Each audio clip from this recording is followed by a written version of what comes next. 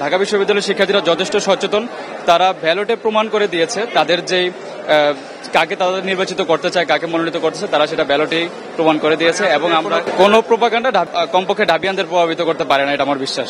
আমরা দর্শক একটু নিচের দিকে যেতে চাই। আমরা আসলে সিনেট ভবনের যেই দোতলা বলা যায় সেখানে অবস্থান করছি।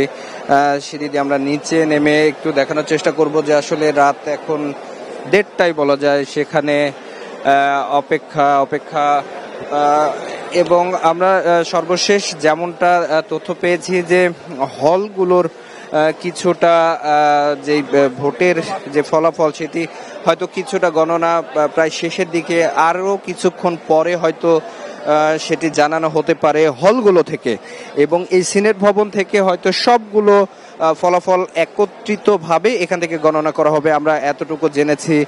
তবে আসলে এই জানাতে আসলে শেষ হয়ে যাচ্ছে, আমরা সেটির ফলাফল আসলে পাচ্ছি না, কারণ এর আগেও কিন্তু আমরা জেনেছিলাম যে 12টার মধ্যেই ফলাফল প্রকাশ করা হবে। সেখানে 12টা পার হয়ে একটা পার হয়ে 1:30টা, এবং আমরা ঠিক সিনেট ভবন থেকে নিচে নেমে এসেছি। ঠিক এখন সমতলে অর্থাৎ নিচের রাস্তায় দেখতে পাচ্ছেন যতদূর দেখা যাচ্ছে, কিন্তু এই বিক্ষিপ্তভাবে স্টুডেন্ট, সংবাদকর্মী, এই যারা অথরিটি রয়েছেন বিশ্ববিদ্যালয়ের, তাদেরকে দেখা যাচ্ছে। আসলে চারিদিকেই কিন্তু বেশ একটা গমগমে পরিবেশ এই সিনেট ভবনের এই আশেপাশে বিশেষ করে দেখা যাচ্ছে। এবং ভেতরের একটু আগের যে আমরা সরাসরি যুক্ত ছিলাম, লাইভ ছিল, সেখানে নিশ্চয়ই হয়তো দেখে থাকবেন।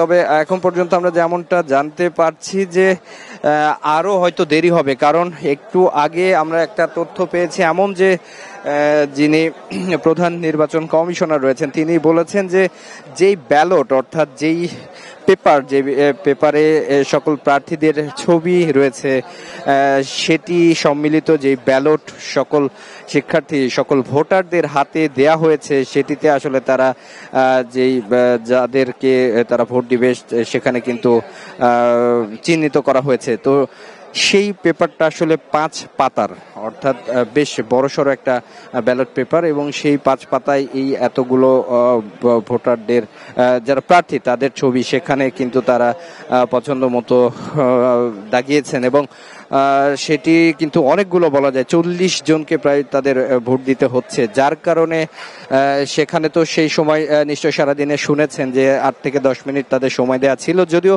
সেটি অনেকটাই তাড়াতাড়ি তারা করতে পেরেছে। কখনো আমরা শুনেছি যে 5 থেকে 6 মিনিটেই সেটি সম্পন্ন করেছেন, অনেকে বলেছেন 3 থেকে 4 মিনিটে তারা ভোট সম্পূর্ণটা করে ফেলেছেন, অনেক ফাস্ট এগিয়েছেন।